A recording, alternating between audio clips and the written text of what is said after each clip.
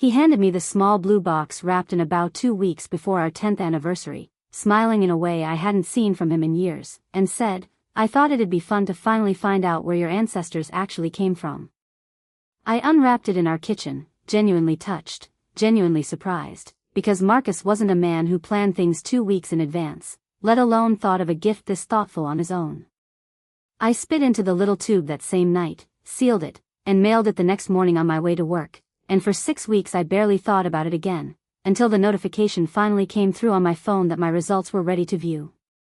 What I did not expect, scrolling through my own DNA report on a Tuesday evening while Marcus washed dishes 12 feet away, was a small notification at the bottom of the results page that would end up unraveling not just my marriage, but an entire hidden architecture of lies my husband had apparently been building for years, one I only found because of a genetic testing company's shared family feature he had, very deliberately, forgotten to turn off. It read, "You have one close relative match with a linked profile. This user has restricted visibility of their results." I stared at that sentence for a long time before I understood what it actually meant. Someone in that testing company's database, someone close enough to be flagged as an immediate or near immediate relative, had a profile connected to mine. And that person had gone out of their way to block me from seeing anything about it. My name is Danielle Ashworth.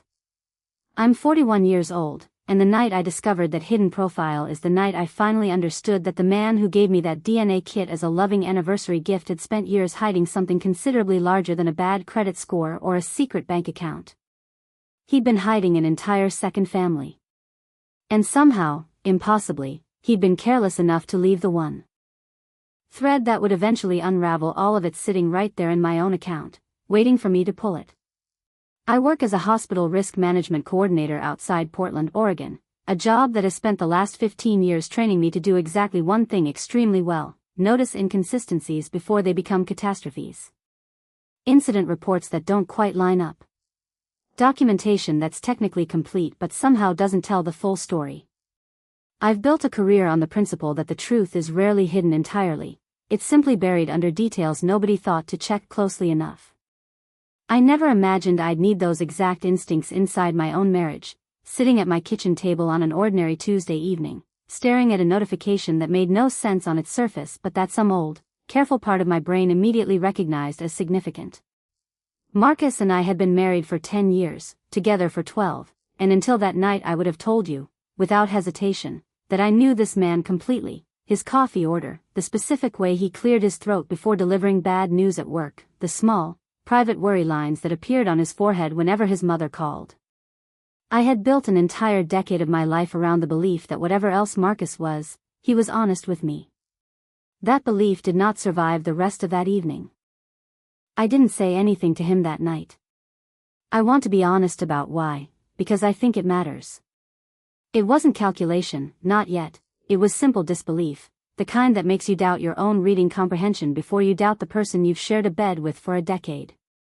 I closed my laptop, made dinner, discussed our weekend plans with him at the table like nothing had happened, and lay awake beside him that night running the notification over and over in my mind, trying to construct an innocent explanation that fit. A cousin he'd lost touch with, maybe, someone from his father's side of the family who happened to test with the same company and simply preferred privacy. That explanation held together for almost 24 hours, right up until I logged back into my account the next evening and did something I hadn't thought to do the first time. I looked more closely at the relationship estimate the site had calculated before the profile got restricted. It didn't say, possible cousin, or extended family. It said, parent/child or full sibling, the two categories the algorithm groups together because the shared DNA percentage is nearly identical. Marcus didn't have a sibling he'd lost touch with. He was an only child. I'd met his mother a dozen times, heard the story of his childhood 100 times, and not once, not even in passing, had there ever been a whisper of a brother or sister anywhere in it. Which left, as the only remaining explanation the algorithm could be describing, something I sat with at my kitchen table for a long time before I could even fully form the thought. A child. Somewhere, connected to this account, in a database Marcus himself had encouraged me to join, was a child close enough in DNA percentage to be flagged as his own. I didn't confront him the next morning either. 12 years with this man, and I understood, with a clarity that surprised even me, that I needed to know considerably more before I said a single word out loud, because the version of the truth Marcus would hand me if I asked him directly was never going to be the complete one. It was going to be whatever version he calculated I could handle without leaving. I called in sick to work, something I had done maybe 3 times in 15 years, and spent the morning doing what I do professionally, gathering documentation before drawing conclusions. I created a new email account, one Marcus had no access to and no reason to ever suspect existed, and used it to open a second profile on the same testing company's website, a workaround I found after 20 minutes of searching their help forums, allowing me to send a direct match request to the restricted profile without it appearing under my real name. The system explained that match requests sometimes went unanswered for weeks, sometimes never, and I understood I might be starting a process that wouldn't yield anything for a long time. I sent it anyway, and then I did the only other thing I could think to do that morning, which was sit down with a legal pad and start writing out every unexplained absence, every unusual expense, every strange text I could remember from the last several years, the way I would build a timeline for any complicated case at work, not yet knowing what shape it would eventually take, but trusting, the way I always have, that a shape would eventually emerge if I collected enough of the pieces. The first thread I pulled came from something so small I'd genuinely forgotten about it until I sat with that legal pad in front of me. 2 years earlier, Marcus had started what he called a quarterly mentorship program through his company, an initiative he described, somewhat vaguely, as pairing senior employees with local kids from underprivileged backgrounds who needed a positive male role model. He'd leave one Saturday every few months, sometimes gone most of the day, and come home talking, with what I'd assumed at the time was genuine warmth, about a kid he was mentoring named Eli. I remembered being proud of him for it, actually, telling my sister once how sweet it was that Marcus had found something so meaningful to do with his time. Sitting at that kitchen table with my legal pad, 2 years later, I found myself writing Eli's name down and staring at it for a long time, because something about the specificity of it, the consistency of the story, the fact that it had never once evolved or changed in 2 years the way ordinary stories tend to accumulate small details over time, suddenly felt considerably less like warmth and considerably more like rehearsal. I searched Marcus's company website that afternoon, looking for any official mention of a mentorship program, any press release, any internal newsletter reference, anything that would confirm this initiative actually existed in the form he described it. I found nothing. Not a single reference, anywhere, to any mentorship program at his company, current or discontinued, in 15 years of archived newsletters I was able to access through a public database.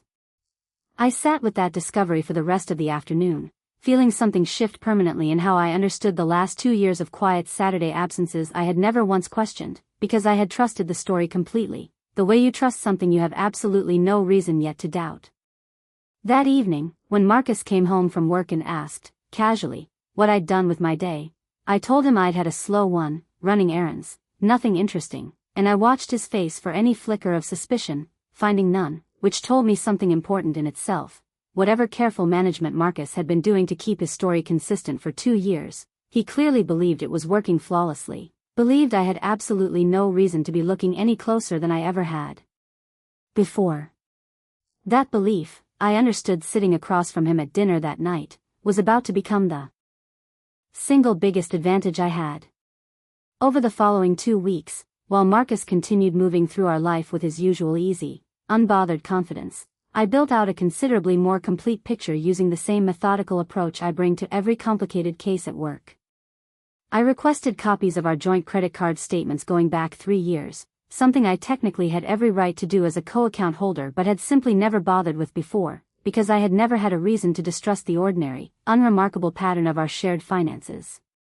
What I found, once I actually sat down and cross-referenced every transaction against our shared calendar, wasn't a single dramatic smoking gun, the way it might unfold in a movie. It was something more insidious, a slow accumulation of small, individually explainable charges that only became damning once laid out together in order. A recurring monthly charge to an online tutoring platform, one I had never once discussed with Marcus and had no memory of us ever needing, dating back nearly 4 years. A handful of charges to a children's clothing store in a size range that would have fit a child roughly 7 or 8 years old, always around back-to-school season, always explained away, when I vaguely remembered asking about one of them at the time, as a gift for a coworker's kid.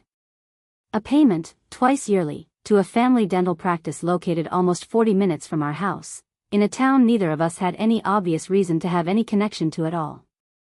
I sat with all of it spread across my kitchen table on a Sunday afternoon while Marcus was at the gym, feeling the particular kind of cold, focused clarity that used to only ever show up for me at work, during the worst incident investigations, the ones where you finally understand, piece by piece, that what looked like an isolated mistake was actually part of a much larger, much older pattern nobody had caught in time. I photographed every document. I made copies of every statement. And then I did something I hadn't planned on doing quite yet, but that some old investigative instinct told me was necessary before I went any further. I drove, on a Tuesday afternoon when Marcus believed I was at work, to the address listed on that recurring dental practice charge, sitting in my car across the street from a small, unremarkable brick building in a town I had genuinely never once visited in 12 years of marriage, watching the front door for nearly 2 hours before I finally saw something that confirmed, with total, undeniable certainty, everything the paperwork had only been suggesting until that point. Marcus's car, pulling into the small parking lot, a boy of maybe 8 or 9 climbing out of the passenger seat beside him, backpack slung over one shoulder, laughing at something Marcus had apparently just said, the easy, familiar laughter of a child completely comfortable with the adult beside him. I watched my husband walk that boy into a dental office with his hand resting lightly on the back of his shoulder, the exact same casual, protective gesture I had watched him use with our own nephew 100 times over the years, and I sat in my car outside that building for a long time after they disappeared inside, understanding, with a clarity that felt almost physically painful, that whatever I had just witnessed was not a coincidence, not a misunderstanding, not anything that innocent explanation could reasonably survive. I didn't confront him that day either. I drove home, made dinner, and sat across from Marcus that evening while he talked, entirely unbothered, about a work project, and I found myself studying his face with a detachment that would have terrified the version of myself who existed just 3 weeks earlier, before that DNA notification had first appeared on my screen. I called Nora, my sister, later that night, from the privacy of my car in our own driveway, because I needed to say the shape of what I now understood out loud to another human being before I could fully believe it myself. I think Marcus has another family, I told her, and I heard her go completely silent on the other end of the line, the particular silence of someone absorbing information too large to immediately process. Are you sure? She finally asked, and I told her everything, the DNA notification, the mentorship story that had no corresponding record anywhere, the recurring charges, the boy climbing out of Marcus's car outside a dental office 40 minutes from our house. She was quiet for a long moment before she said the thing that ended up shaping everything I did over the following month. You need a lawyer before you need a confrontation, she said. Gather everything first, Danny. Don't give him any warning until you have absolutely everything you need. I found an attorney named Patricia Voss through a colleague at the hospital who had gone through her own difficult divorce years earlier and spoke about Patricia with the particular reverence people reserve for someone who genuinely protected them during the worst period of their life. I met with her the following week, bringing everything I'd gathered, the credit card statements, the photographs from outside that dental office, printed screenshots of the DNA notification and my subsequent match request, which had, by that point, still gone unanswered. Patricia read through all of it without interrupting, the particular quiet of someone who has seen enough similar cases to know that letting the evidence speak first is always more useful than reacting to it immediately. When she finally looked up, she asked me the same question I imagine she asks every client who walks into her office carrying a folder this heavy. What do you actually want out of this, Danielle? Not what you're angry about. What you want. I thought about it honestly before answering, because I owed myself a truthful response rather than a comfortable one. I want to know the complete truth before I decide anything else, I told her. I've spent 3 weeks building half a picture. I need the whole one before I confront him, because I refuse to let him talk his way around gaps I haven't closed yet. Over the following 2 weeks, working with a private investigator Patricia recommended, a methodical, unhurried man named Gerald Kim who had spent nearly 20 years doing exactly this kind of quiet, careful documentation work, I finally got the complete picture I'd been building toward. The boy's name was Eli Ramirez Hayes, 8 years old, and his mother, a woman named Isabel Hayes, had been in what Gerald's research described as an ongoing relationship with Marcus for just over 9 years, beginning roughly 3 years before Marcus and I had even gotten married. Isabel worked as a paralegal at a firm across town, and according to the timeline Gerald pieced together through public records, property filings, and careful, legal surveillance, Marcus had been maintaining what amounted to a complete second household for nearly a decade, splitting his time between 2 women who each believed, with total sincerity, that they were the only one. Isabel, according to Gerald's careful research, believed Marcus was divorced, an ex-wife he rarely discussed, a story apparently as consistent and well-maintained as the mentorship program he'd invented for my benefit. Eli believed Marcus was simply his father, full stop, no complications, no second family anywhere in the picture. I sat in Patricia's office reading through Gerald's full report, feeling something I hadn't expected to feel at that particular moment. Not primarily anger toward Marcus, though that was certainly present underneath everything else, but a genuine, unexpected wave of sympathy for a woman I had never met, who had apparently spent 9 years believing in a version of her own life that was every bit as carefully, deliberately fabricated as mine had been. "There's something else," Gerald told me during our final meeting, sliding one more document across the table with the particular care of someone who understands they're about to deliver the piece of information that changes everything else in the room. It was a property record, a modest house in Isabel's neighborhood, purchased 4 years earlier, the mortgage jointly held under both Marcus's and Isabel's names, a house I had never once heard mentioned in 12 years of marriage, financed in part, according to the loan documentation Gerald had legally obtained, through a home equity line of credit drawn against the house Marcus and I actually shared, one I had co-signed for during a kitchen renovation I remembered clearly, believing entirely that every dollar of it was going toward the granite countertops and new cabinetry I'd spent months selecting. I sat with that discovery for a long time in Patricia's office, feeling the full financial architecture of Marcus's second life finally, completely revealed. Not just an affair, not just a hidden child, but an entire parallel household, quietly financed, in part, through resources that belonged jointly to me, resources I had trusted him with completely because I had absolutely no reason, until 3 weeks earlier, to imagine any of this was possible. Patricia recommended, once we had the complete picture, that I not confront Marcus directly, not yet, that instead we should file for divorce first, quietly, through standard legal channels, securing whatever protective financial orders were available before he had any warning that I knew anything at all. "People who believe they've successfully hidden something for years get comfortable," she told me, echoing something that felt, in that moment, like the exact right articulation of everything I'd already been quietly following on my own instinct since that first notification. Comfortable people stop being careful. The moment Marcus understands, he's going to start protecting assets, potentially moving money, and we need every financial protection in place before that happens. I followed her guidance completely, understanding, with a clarity that surprised even me, exactly how much easier this entire process was becoming simply because I had chosen patience and documentation over the raw, immediate confrontation some smaller, more wounded part of me desperately wanted. The divorce filing was served to Marcus on a Thursday afternoon while he was at work, and I want to be honest that I did not witness that moment myself, having deliberately arranged to be at the hospital during a long shift specifically so I wouldn't have to watch his face when it happened. He called me 11 times over the following 2 hours, his voicemail shifting, according to what I finally listened to that evening, from confused irritation to something considerably closer to genuine panic, the particular panic of a man realizing, apparently for the first time in 9 years, that the elaborate architecture he'd built to keep 2 entirely separate lives running smoothly at once had finally, completely collapsed. He showed up at our house that evening while I was still at work, and according to a text from my neighbor, who I'd asked to keep an eye on things, he sat in his car in our driveway for nearly 40 minutes before finally leaving without going inside, apparently understanding, on some level, that whatever conversation was coming wasn't going to happen on his terms, in our kitchen, the way he might have once assumed it would. We finally spoke 3 days later, in Patricia's office rather than our own home, a setting I chose deliberately, understanding exactly the advice she'd given me about controlling the physical space where difficult conversations happen. Marcus arrived looking considerably thinner than he had 3 weeks earlier, the particular thinness of a man who has spent every night since being served rehearsing conversations he still doesn't fully know how to have. "Danielle, please," he started, before Patricia had even finished laying out the documents on the table between us. "Let me explain everything, completely, right now."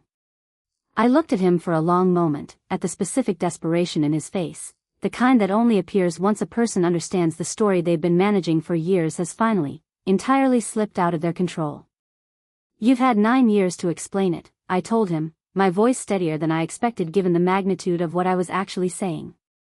"I think I've earned the right to hear the complete truth on my own timeline now, not yours." Over the following 90 minutes, with Patricia present and taking careful notes, Marcus confirmed nearly everything Gerald's investigation had already uncovered, offering explanations that grew progressively less convincing the longer he continued talking, exactly the pattern Patricia had told me to expect. He'd met Isabel 3 years before our wedding, he admitted, at a point when he claimed our relationship had been going through what he called a rough patch, though I had no memory, examining that period honestly in my own mind, of anything in our relationship at that time that would have justified the beginning of a 9-year parallel life. He claimed he had genuinely intended to end things with Isabel multiple times over the years, particularly around the time Eli was born, but had found himself, in his words, unable to walk away from my son once he actually existed, a sentence that landed with a particular, specific cruelty, given that it implicitly acknowledged he had been fully capable of continuing to lie to me, his actual wife, for the entirety of that same period without ever once experiencing the same difficulty. "Does Isabel know about me?" I asked him directly, and I watched him hesitate long enough that the hesitation itself became an answer before he finally, quietly, admitted the truth. "She thinks we're divorced," he said. "I told her years ago it was already finalized." I sat with that confirmation for a long moment, understanding, with total clarity, that Marcus had not simply been unfaithful to me for 9 years, he had been simultaneously, deliberately deceiving 2 entire households, 2 women, and eventually 2 children, because Isabel, it turned out during that same conversation, had given birth to a second child, a daughter now 3 years old, named Sophie, information Marcus delivered almost as an afterthought, as though the existence of a second child somehow mattered less than the first devastating revelation. I want to be honest about something during this period, because I think it matters considerably more than the satisfaction of any clean, simple narrative might suggest. I did not, sitting in that office learning about Sophie, feel my anger toward Marcus intensify in any straightforward way, the way you might expect additional betrayal to compound linearly with each new revelation. What I felt, instead, was something closer to a strange, exhausted clarity, the particular sensation of finally seeing the complete, undeniable shape of something you had already, correctly, understood the outline of weeks earlier. Marcus was not a man who had made one catastrophic mistake 9 years ago and then simply failed to correct it. He was a man who had built, deliberately and continuously, an entire parallel existence, adding new obligations, new children, new lies, year after year, always choosing, at every single decision point where honesty might have been possible, to instead deepen and extend the deception rather than ever risk losing either household by finally telling the truth to either one of us. The divorce proceedings that followed took nearly 10 months to fully resolve, complicated considerably by the financial entanglement Gerald had uncovered, the home equity line of credit drawn against our shared house to help finance Isabel's mortgage, a detail that Patricia explained gave me significantly more leverage than a standard divorce proceeding typically would have provided. "This isn't simply infidelity anymore," she told me during one of our strategy sessions, laying out the financial documentation with the same methodical calm she brought to every difficult conversation. "Marcus used marital assets, resources you co-signed for under the explicit understanding they were funding a kitchen renovation, to finance an entirely separate household without your knowledge or consent. That's not just morally significant, Danielle. That's legally significant, and it substantially strengthens your position in this settlement." I sat with that information, feeling something complicated stir in my chest, not vindictive satisfaction exactly, though I won't pretend that wasn't present somewhere underneath everything else, but a clearer, colder recognition that Marcus's capacity for careful, sustained deception had apparently extended into nearly every financial decision we had made together for the better part of a decade, none of which I had ever had any reason to question, because I had trusted him with our shared finances every bit as completely as I had trusted him with everything else. I finally received a response to my match request during the 7th month of the divorce proceedings, an email notification that arrived on an ordinary Wednesday evening, informing me that the restricted profile connected to mine had finally accepted my request, though the message accompanying it made clear the person on the other end had no idea who I actually was. It was from Isabel. She had apparently taken her own DNA test independently, years earlier, out of simple curiosity about her own ancestry, never imagining it would eventually connect her account to mine through the shared family feature Marcus had, in his carelessness or perhaps his arrogance, never thought to disable. Her message was brief. Confused, entirely unaware of everything I already knew. "I don't recognize your name," she wrote. "Are we related somehow? This is strange, but I'm curious to figure out the connection." I sat with that message for a long time before deciding, with Patricia's careful guidance, exactly how much to reveal and exactly when.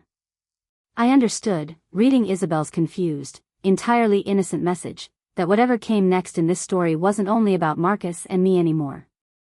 There was another woman, somewhere across town, still living inside the exact same carefully constructed lie I had only recently escaped, still believing, with complete sincerity, in a version of her own life that had never once been true. I met Isabel in person 3 weeks later, a meeting Patricia advised against initially, worried about potential complications to my own case, but one I ultimately insisted on, understanding, with a clarity I couldn't fully explain even to myself, that this particular conversation needed to happen regardless of what it might cost me legally. We met at a quiet coffee shop across town, neutral ground for two women who had, until that point, existed only as abstractions in each other's peripheral understanding of Marcus's life. Isabel arrived looking considerably younger than I had expected, though Gerald's research had told me she was 36, only 5 years younger than me, and she sat down across from me with the particular caution of someone who suspects, correctly, that whatever this meeting was actually about, it wasn't going to be pleasant. "You said on the phone this was about Marcus," she said carefully. "Is everything okay? Did something happen to him?" I looked at her for a long moment, understanding that whatever I said next was going to detonate her entire understanding of the last 9 years of her life exactly the way that DNA notification had detonated mine 3 weeks after receiving a thoughtful anniversary gift. "Marcus and I have been married for 10 years, I told her, as gently as the sentence allowed, watching her face shift through confusion, then disbelief, then something considerably more devastating as the full weight of what I was actually telling her finally landed. Pretend to fully understand every technical detail of what followed. I understood, through updates Patricia relayed carefully over the following months, that Marcus's legal and financial situation had become considerably more complicated than a simple, contested divorce, given the questions his conduct raised about fraud, misrepresentation, and the improper use of marital assets across 2 separate households. I want to talk honestly about the children in this story, because I think it matters more than almost anything else I've described so far. Eli, 8 years old when all of this finally surfaced, and Sophie, only 3, had absolutely no say in any part of what their father had built around them, and I want to be clear that whatever anger I carried toward Marcus never once extended toward either child. Isabel and I, in the months that followed our first difficult conversation, developed something I genuinely never expected, not quite friendship, not yet, but a careful, evolving respect for each other, built on the shared understanding of exactly what we had both survived. I met Eli once, briefly, at Isabel's request, during a period when custody arrangements were being carefully worked out, and I remember watching him laugh at something entirely unrelated to any of this, a child completely unaware of the enormous, complicated architecture of deception his existence had been built inside of, and feeling, watching him, a fierce, unexpected protectiveness that had nothing to do with Marcus at all. The divorce finalized on a gray Tuesday morning almost exactly 10 months after Marcus had been served, in a courtroom considerably less dramatic than the emotional weight of everything that had led there might have suggested.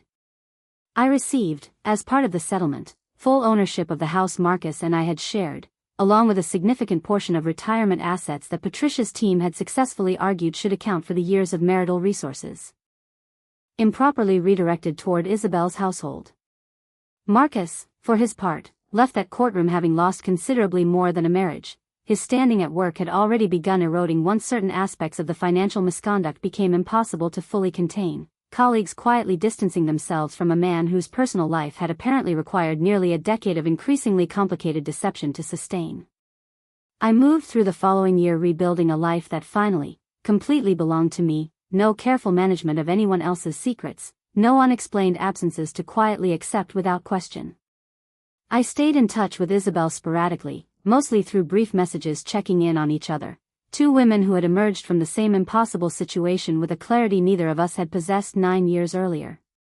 I thought often, during that first year alone, about the small blue box Marcus had wrapped in a bow, handed to me with what I had genuinely believed, at the time, was thoughtful, uncomplicated love. I understood, looking back on it with the clarity that only distance provides, that Marcus's carelessness in leaving that shared family feature enabled wasn't really carelessness at all, not in the way I'd initially assumed. It was simply the arrogance of a man who had successfully maintained 2 entire lives for 9 years and had, somewhere along the way, stopped believing either woman was paying close enough attention to ever actually find the thread that would unravel everything. I think often, still, about that Tuesday evening notification, the small, unremarkable sentence that ended up detonating everything I believed I understood about my own marriage. You have one close relative match with a linked profile. 12 words, buried in the results of a gift I'd received with genuine gratitude, that ended up revealing 9 years of careful, sustained deception I would never have uncovered any other way. I don't know if Marcus ever fully understood, even by the end of our divorce proceedings, exactly how thoroughly that single small oversight had unraveled everything he'd spent nearly a decade carefully constructing. I've come to believe, honestly, that it doesn't matter whether he understood it or not. What matters is that I did, and that understanding, once I finally allowed myself to follow it completely, gave me back a life that belongs, for the first time in over a decade, entirely and unmistakably to me. If you've made it this far with me tonight, I want to ask you something honestly, something I've turned over often in the months since that Tuesday evening notification first appeared on my screen. If you discovered, through something as small and unremarkable as a genetic testing notification, that the person you trusted completely had been building an entire hidden life alongside your own, would you have confronted them immediately, the way some part of you might want to right now? Or would you have done what I did, gathered the complete truth first, methodically, patiently, before you ever said a single word out loud? I read every comment on these stories, and I genuinely want to know your answer tonight, not tomorrow, while this is still sitting fresh with you. Tell me exactly where you're watching from, and tell me honestly what you would have done differently, or the same, in my position. And if this story reached something real in you tonight, don't just move on to the next video without doing something about it. Hit subscribe right now, because the stories waiting for you here are the ones people tell me, again and again, that they think about for days afterward. I'll see you in the comments, and I'll see you in the next one.